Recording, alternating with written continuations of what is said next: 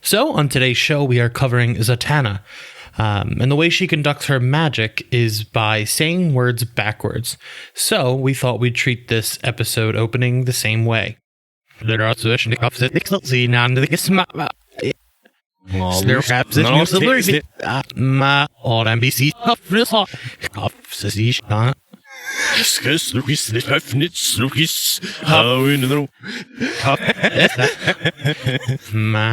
Nej, kak nej. Jag tror det blir manligt ju mycket. Ma, ingen på trouble för det är det. Fnick nog med det vill ju nog med det. Hallå, hej. Jag kan inte gå in där. Vad ska jag på mig? Ja, det är vem som säger det. Nej, det är vi bara vad heter brus. Sender hur är det? Nej, det är ingenting vad vi gosh, so no is rat and almost elk just my her you're falling if you ever was my her for that her and video I see the newspaper look for all the vast and all free my so and we're out her you wolfing if I had here the oh it's the no such again my why are you so much in you do.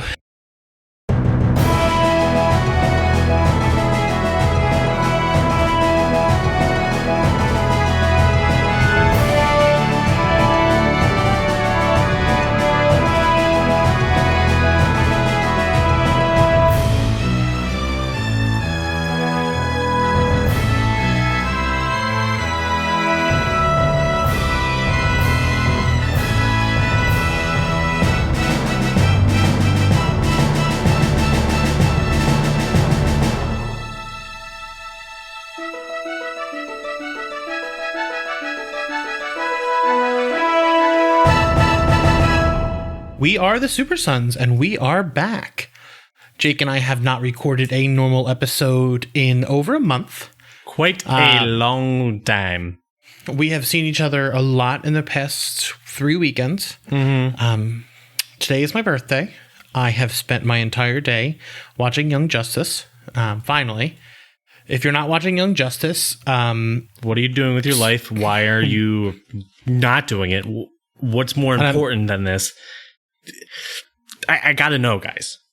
Do you think you're just too good for Young Justice? Is it because the toy sales for the show originally dropped off the map?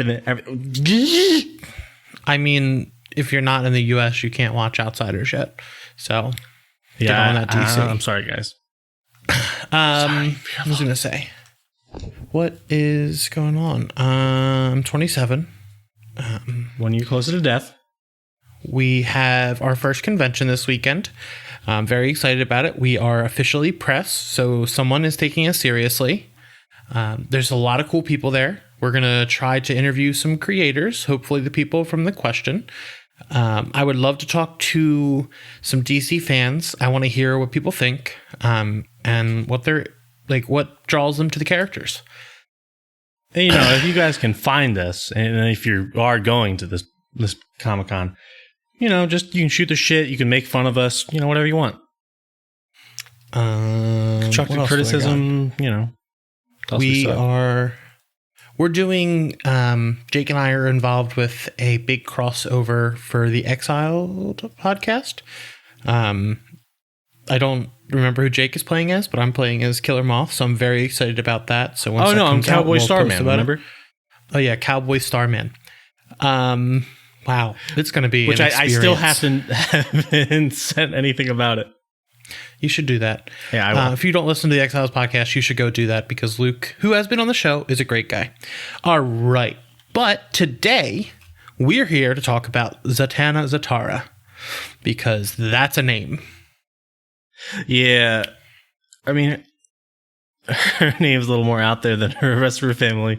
Like her cousin's name is Zach, and her dad's name is his name's Giovanni, but he goes by John.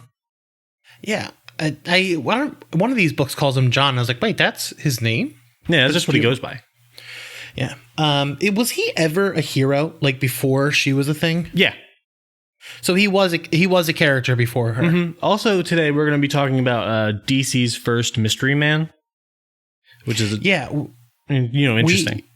This is the first time Jake and I will be talking about magic in the DC universe. Well, real magic. Yeah, what magic have we talked about before? I mean, the Shazam, but that's just like Superman magic.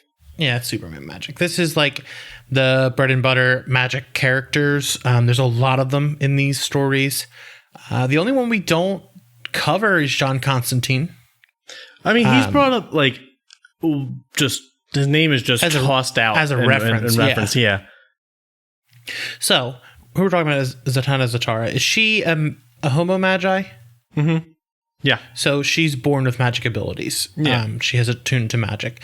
Then there's witches, and there's other types of magic in the DCU. We're probably going to have to do a more in-depth dive on magic when we cover something like JLD, Justice League Dark, which the deals books of with magic, which I got some thoughts on.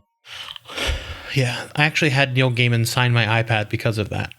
And now I have it. Yeah, that was a weird day. I didn't want anything signed. He goes, let me just sign something. It'll be worth money. And I was like, all right. I mean, weren't you his assistant for like a thing? Yeah, it was a weird day. So Zatanna, I've always called her Zatanna for some reason. And the name of our file for this episode is ZAT-ANNA. Zatanna. Like, I have to say it right. I don't want to get dunked on by fans. Zatanna. So we're covering two stories today. We are covering the first arc of her solo series by Paul Dini, and we are covering Mystik U. Mystik U is so good, but it came out too early, right before DC started doing all of these awesome teens, young adult, and kids books that this book would soar with. Mm-hmm. Yeah, I think this was something that really falls in that vein, but is also a little more in between those books than, like, it's not so far out of the realm of what DC normally puts out. It's not like an Ian Wayne situation. Ugh. But yeah, so we're going to cover Zatanna's solo series first. The writer is Paul Dini, and Paul Dini is a pretty well-known writer for DC Comics. Never heard of him. He has worked on all of the animated shows that you know and love: Batman Beyond, Batman Mask Phantasm, Justice League, Batman Beyond, Freakazoid. Freakazoid. Yeah, Paul Dini is he's a heavy hitter. He's done a lot of really good stuff. And the pencils are by Stefan Roos. The inks are by Stefan Roos.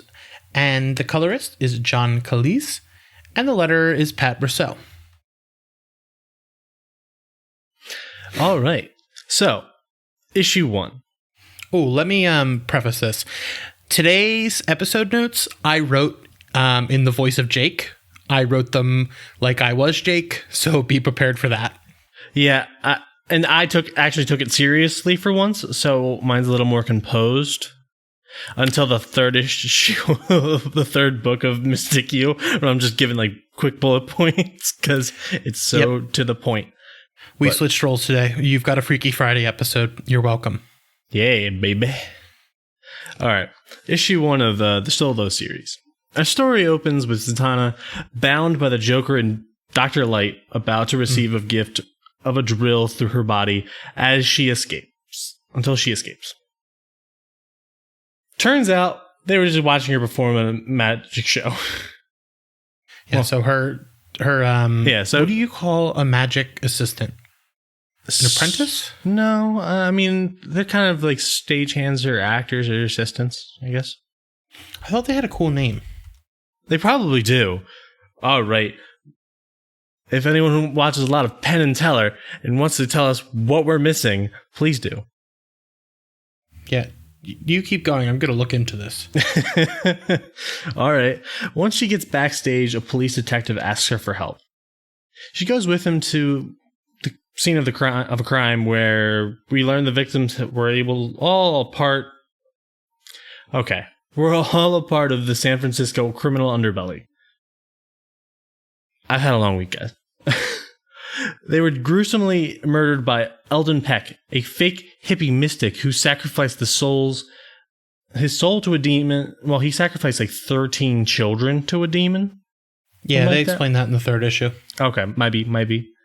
So, he sold his soul to get some demons through the traffic of the human souls, and now he goes by Brother Knight. It's kind of like he's such a shitbag. Like, I just you don't said have that any kind of powers. weird. I just like Brother Knight. Yeah. Brother Knight. He sold a bunch of kids' souls to get powers, and then he just decided to change his name. Like, oh, cool, I'm a bad guy now. I'm gonna make my name Brother Knight. He wanted to sound really like culty, like really religious. Oh, yeah, well, he's a bitch, so I want to say something about this before I finish the last point on issue 1. This series was really good, but it came in 2010. So by the time it was really getting into its story, we were getting news of the New 52 and all of that. So to explain that a little bit, they were just about to reboot the entire DC universe. So this book was like right on the edge of having to be rebooted. So it's like there's no reason to keep upping the ante. He really just kind of falls off, and he's just like, all right, I'm not doing this. Like, there are other things like the Legion of Superheroes stuff that happened that started around the same time that just kept going and just went through, finished its story arc. But this didn't really do that. It just kind of has fill-in issues for the last few issues, which is really sad because it was looking it was a lot more interesting. Yeah, the New 52 couldn't decide what was in continuity, what wasn't, what happened in all the worlds, and everything happened in 5 years, which is wild. And now we got like an amalgam verse with Reborn. Yep. All right. Next point. This one's good. All right. Z teleports to Brother Knight's den, which is like a demon night bondage club. I think that's just what all demon like nightclubs are, just bondage clubs. But whatever, we don't yuck anyone's yums. I knew you were gonna write that as soon as I read bondage. But she basically tells Brother Knight he needs to take a seat and stay in his lane. He's like, "Nah, I'm gonna have my cake and eat it too in the magic realm and the human world." And for everyone, the way these magic books can talk about the human world, they call it the mundane versus the mystic world. So, yeah. So basically, he's like trying to grow his empire into the real world, which is, I always love in DC when they use other cities like San Francisco. Like, I could see this happening in Gotham, but it's like, oh yeah, this magic war over gang turf is in San Francisco. And I'm like, okay, cool. Yeah, whatever. Sure. I believe you. So the next issue, issue 2, Fuseli's Nightmare. This issue opens with Z fighting alongside fellow League members Black Canary and Vixen against magical were hyenas. There was a villain called the Hyena who I guess attacked a bunch of people, and he's then a were the people hyena. Yeah, he was a were hyena, and because it's magic, the people who got attacked by him were infected. So now they hunt in packs in somewhere. So DC has before you go on to that, I want to say we don't see enough of Vixen. Of who? Vixen? Yeah. I think she's gotten a lot more spotlight in the past couple of years. She was on Batman's Justice League of America team, wasn't she? Maybe? I want to say I know yes. Lobo was on it. Also, she was in Legends of Tomorrow, which is the best DC show that is on the CW. So Debatable. No, it is not Black debatable. Lightning. No, Legends of Tomorrow is the best. I like Black Lightning. It's great.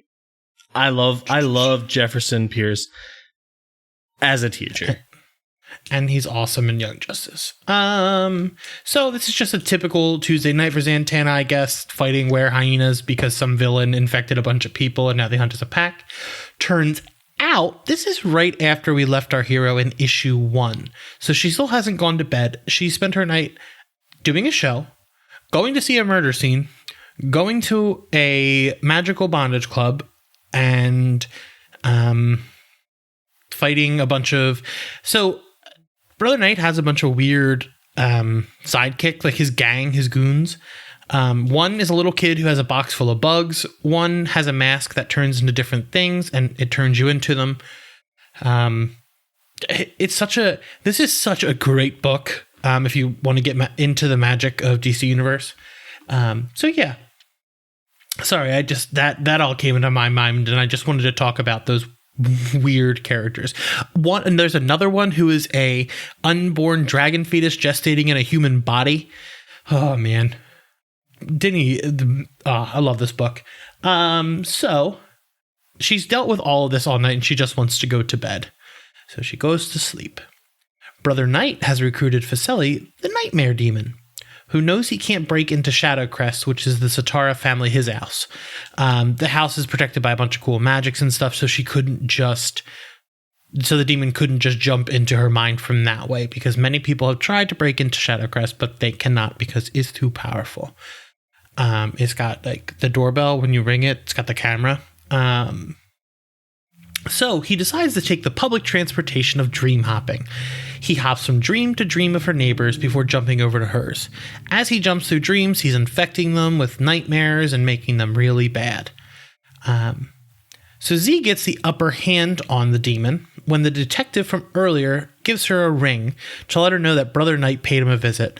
Brother Knight showed up at his office and was like, "Hey, I caught all these bad guys. I'll keep doing it if you just let me do my thing." And the detective's like, "No, that's not going to happen." And Brother Knight's like, "Whatever," and he leaves. So the phone call interrupts his sleep, so the demon is kind of thrown off. Zatanna gets the upper hand, and she pulls him out of the dream into the real world like he's Freddy Krueger. And the only way I can describe what happens next is that she basically catches the demon like a Pokemon, and her hat is the ball. She tosses him in there, and he is stuck forever under her control. Just like Pokemon, without as much animal fighting. Lots of hot takes this episode. Yeah, the series is a little weird. Kind of stuff. Pokemon is strange. When you see Detective Pikachu, you will feel strange too, and you will reevaluate your thoughts on Pokemon. Dan, I don't think that's going to happen. It's the biggest franchise in the entire world. I know. No one's going to think about it. So it's weird. Did you know what's going on in Japan right now? Regarding Pokemon? No, go ahead. I didn't want to get political, but go ahead. Oh, okay. No, it's not political. They're literally just changing manhole covers in their cities to Pokemon. Wait, what? It's like two Pikachus. The female Pikachu with the heart tail and the male variant. And it's just them two like standing like in a meadow.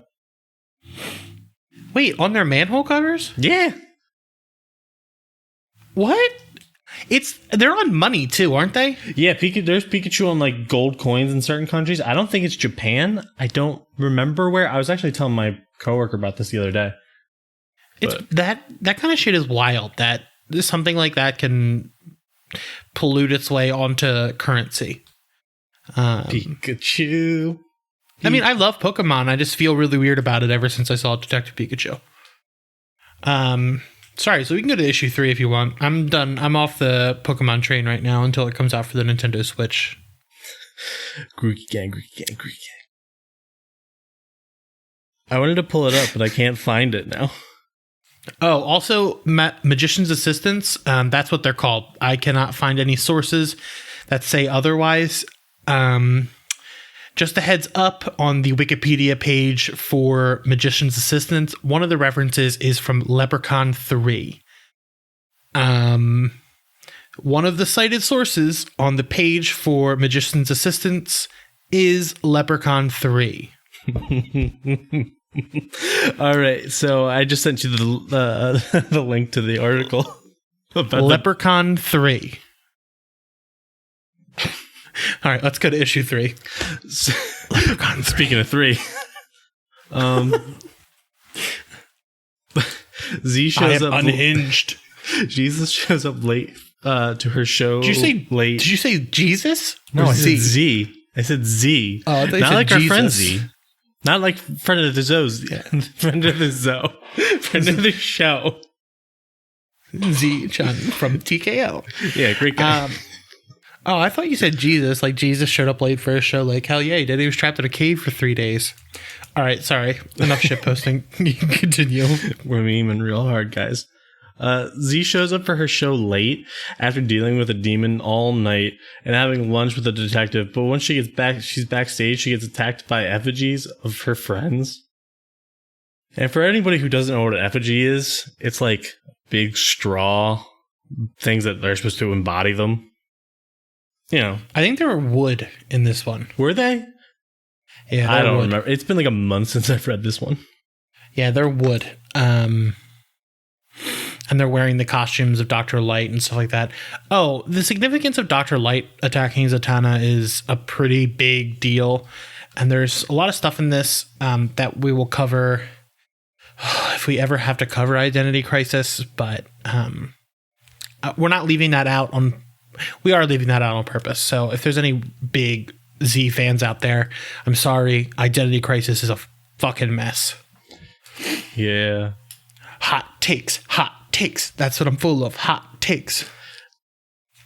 See, Happy birthday I'm to just the real ground, low energy bitch. right now, and you're just... I've got a lot. Yeah, you've got a lot.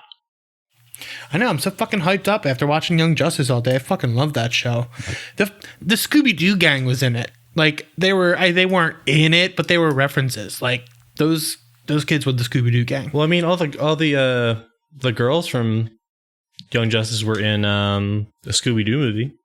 Yeah, they're in the same universe. Scooby-Doo is... Yeah. Man, I fucking love Scooby-Doo too. We've got a lot. Let's finish this book and then I'll keep shit posting. All right, so she's backstage attacked by effigies of her friends. So she goes and finds them on Mount Diablo, where Brother Knight sacrificed a bunch of kids to get his powers. You know, I think it was like 13 kids, and it's like Yeah. the Mount Diablo 13. And yeah, Brother Knight's real culty. He's throughout the whole entire series. So a few spells take care of Knight's entire motley crew of D-list magic users before she takes two rocks and makes Brother Knight into a rock sandwich. Mm-hmm. Oh, yum. She saves her friends and sends them to perform at her show at her show. Turns out Brother Knight has her dad's soul and is using it to fight her. She destroyed his soul in hell to save him from torture, or so she thought. She unleashes her Pokemon demon to hop into the ghost's mind of her dead dad to try and break Brother Knight's control over him. Fuseli uses his memories of his love for Z to free him. Z forces Brother Knight to relinquish the souls that he had sacrificed for his power, and he turns human again. He gets locked up after they reopen his case. Yeah, so these three issues aren't like... I think this is one of the most... not by the numbers books we've ever covered, but it's just like a pretty solid adventure to start a series. I haven't read the rest of the series yet, but it's so good. Like I really, really enjoyed it. I didn't enjoy it as much as Mystik U because Mystik U is something else entirely. Oh yeah, I love Mystik U. I forget what I was shit. Oh, October. I'll have a lot to say about October after this next story. So, our second story for today is Mystik U, written by Alicia Whitney, pencils by Mike Norton, inks by Mike Norton, colorist Jordi Belair, and letterer Jerome Bennett. This story is so good. Like, it is a standalone. It gives you enough context to all of these characters to fully understand them. Like, I don't know anything about Mr. E, but I feel like this book gave me enough to know who all of these characters were. Oh, also, for anyone who wants to know, the E stands for Eric. Wait, really? Yeah, his name's Eric. There's a group of magic users in the DCU that call themselves the Trenchcoat Brigade. Is that what they call them? Yes, and that's a part of the books of Magic by Neil Gaiman. Yeah. So A lot of these characters are heavily featured in Vertigo stories. Vertigo is an imprint of DC Comics, recently shut down, but we'll be covering a bunch of those stories at some point because they revolutionized comic books as we know them today. So the Trench Brigade is literally just a group of magic people who wear trench coats. That's it. That's that's their deal. That's their shtick. So let's get on to the story. Issue 1. Oh, sorry, book 1. They're books. So there's book 1, 2, and 3. They're all pretty, 60 pages roughly. So you get a lot of bang for your buck. I wanted to know what the E stood for. I can't find it. I'm just going to say it's Eric. All right. Yeah, good enough. Everyone's favorite mistress of the mystic arts is in bad shape in the beginning of this book as she comes upon Rose Psychic, who shares dimensional space with one Richard Occult, aka Dr. Occult. And what that means is they used to just be regular partners, but ever since the Books of Magic, only one of them can be on Earth at the same time, it seems. They the way I was thinking of it is that they share a body and then they switch off. I mean, it might be that. Hey, it'll be your day. Nah, I need the body on Tuesday. Let me schedule that. Yeah, but I mean, it's not like they have the same appearance, but they're just yeah, it's a pretty interesting concept, and it's pretty cool to see. That's why I said they share the same dimensional space, because they are. Yeah. So, we had some technical issues with this episode, and it looks like Jake and I are going to record separate and splice it all together, so there won't be any interaction for us for Mystik U. This should be an interesting way to do an episode. So, let me get back to our description. So, Zatanna stumbles upon Rose Psychic, who can't occupy the same pace as Dr. Occult. It has been 6 months since the Malevolence, and everything is in shambles. So the Malevolence is this super bad force that we don't see on screen. So we're all oh shit, what's going on? The world's in shambles. So basically Dr. Psychic decides a change is needed. So the book jumps back to a young Zatanna as she is still with her father Giovanni John Zatanna, and Rose confronts Zatanna to get his daughter some magic training despite his claims that she is completely mundane.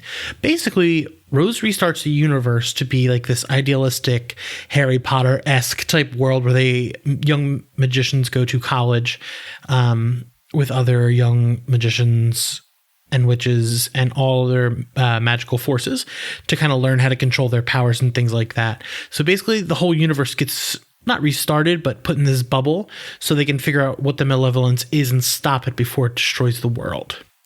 So the young Zatanna confronts her father on stage about why he won't let her get magic training, despite his claim that she is mundane. They're performing, and it turns out John is wrong, and she is a magic user, and she sends her father straight to hell. Oops. Before Z has any time to process it, what she had just done, she's enrolled in the Mystik University by Rose, who says her father can take care of himself. Just trapped in hell. Holy. At the university, she meets a ton of characters people will know from the Books of Magic.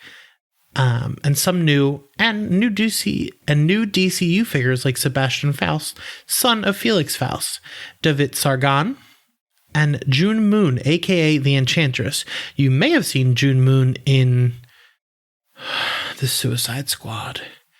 I don't think Jake's going to listen back to this audio, but I really want to cover Suicide Squad because I want to talk about a lot of things in it. So we may just do that soon, and I'm just not going to tell him until it's the week before we record the episode, and we're just going to do it. And Pia Morales and a guy named Joe. There's just a guy named Joe with the gang. The students start to get to know each other and show each other their powers, like June's personality shift between the Enchantress and June. It's not really a personality shift, more so as there is a demon inhabiting her body.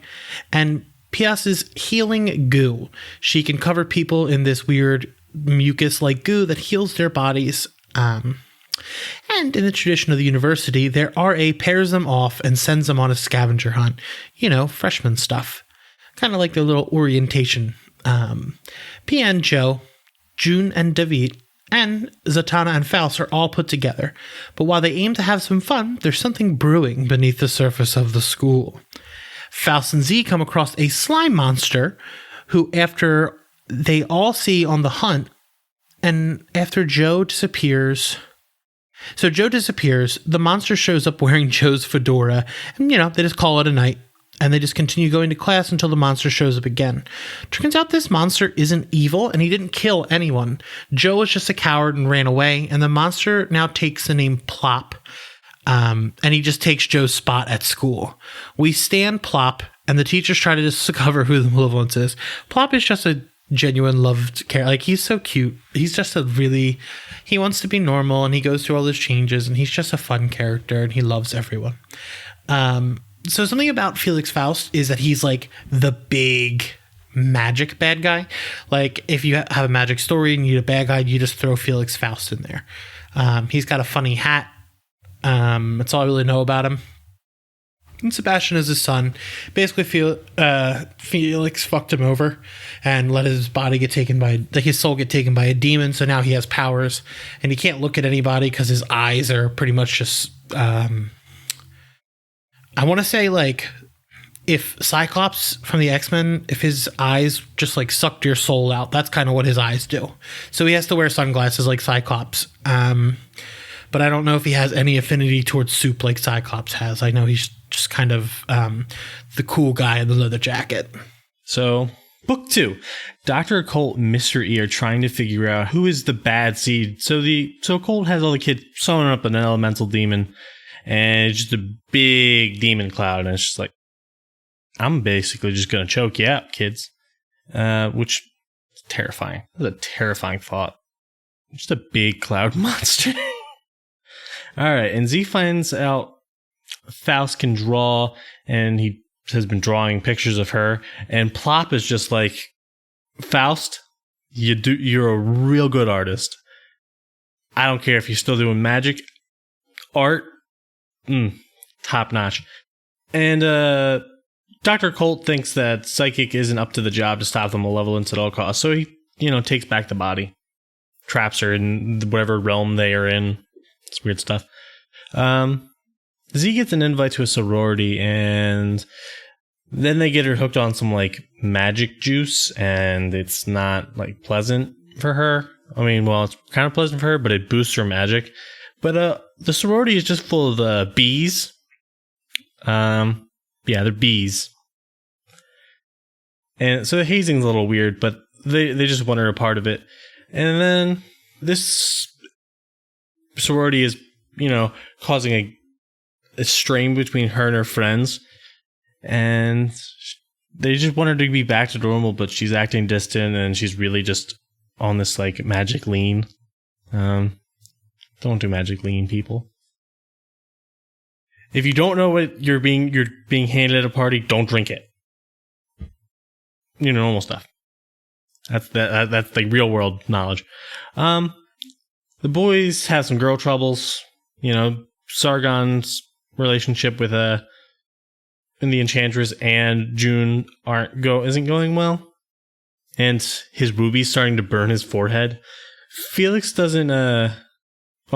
Faust decides that it's time to visit his son. So Sebastian's in the shower, and then his dad just sends a bunch of like blood, and then it becomes a blood version of him, and he's like, all right. He's like, screw you, Dad. And, stuff happens. So elsewhere, Z is basically about to be initiated into the sorority, and then they become giant, and then they reveal that they are giant bees to her, and she's like, nah, I'm good. I don't want to be a bee. And they're like, that's fine. We'll just eat you. So Z's like, uh-oh. So she sends out a cry for help to all her friends, and only one who responds is Faust. The only one who actually takes it seriously is Faust, who is still in the shower. And she does it in the blood that his dad had just left. Weird stuff. So Faust rallies the troops to go help her. They're not beating the bees. So Z and Pia have decided, well, we're going to summon the demon. So they summon the miasma demon. And they kind of just let go loose the bad things, and they win. So at the end of the issue, Faust and Z they finally hook up because Z thought the magic drink was going to make her has made her powerful enough to withstand his draining ability. That's not the case, and Z is dead, and Faust is distraught. And that's the end of book 2. Don't trust bees, kids. On an outside note of the way this is recording, this was really awkward to have technical difficulties on. I didn't know what was going to be a good thing to say because I'm not getting a response. There's no one to bounce off of. This is really awkward. Trust me, it could be worse. You could be the sound guy editing this crap. So, book 3. Rose has a dream, a bad dream. She has a dream. Jake just sent me something from his audio about trusting bees. I don't know if I should have left him alone with our listeners, but whatever you got, because I have a very fancy dinner to go to tonight and I cannot be late. So, don't drink magic lean. I can't. Jake and I are kind of rushed all the time. We both have jobs and all this other kind of stuff, and sometimes the show gets left behind. This summer has been really hard for both of us, just in every single way possible. So thanks for being with us. We'll try to get a format eventually. So Rose has a bad dream about all these zombies coming to school and fighting everybody. Pia revives Z, which leads to Faust to realize that Pia is a necromancer and not a healer, and Z is now a green-eyed puppet. So, that's bad. Like, she's a necromancer, and he kind of tells her that it's not actually a bad power. Like, it's not evil unless you're using it for evil. Plop goes to investigate and gets eaten by the staff a little bit. They just eat a little bit of Plop. And our heroes are sent to hell to kill the malevolence under the guise of a set of trials. So, like, their finals, their trials are basically being sent to hell to figure out who the malevolence is. The school, the administrators aren't really great. Frankenstein works at the school. So in the DC universe, there's a Frankenstein. He's not the doctor. He's like the Frankenstein's monster, but he's Frankenstein. And he's a superhero. Yeah, that's a thing. So Rose takes her body back from Dr. Occult, who had taken it because he's like, oh, you get too emotional about these things. I'll do what needs to be done because I'm an asshole. Faust's guardian demon, the demon that his father sold his soul to, takes a little bit of everyone's lifespan in a deal. And he's, for some reason, wearing Zatanna's hat, which nobody comments on. This demon shows up, and he's like this big bulking figure. He's got this little top hat on. He's like, hello, everybody. Look at my hat. Pia uses the deal to fix Z. She uses the life siphoning deal to give Z her life back. The malevolence comes, and it turns out it's Pia. And she fights and beats Mr. E. Mr. E, get it? She didn't know that it was her, and it took over her body, but it's like from the future, from the world we saw before. So everybody's like, oh no, you can fight your destiny and you don't have to choose that, and we're gonna help you kick its ass. So the gang fights, and the future evil Pia and regular Pia fight, and she kills her future self, averting the disaster. So basically, the future one comes back and is like, I'm evil. I'm going to kill everybody. And Pia's like, fuck that. I'm going to fight you. And they fight, and she beats her future self because nothing is predestined and you can always choose your own destiny.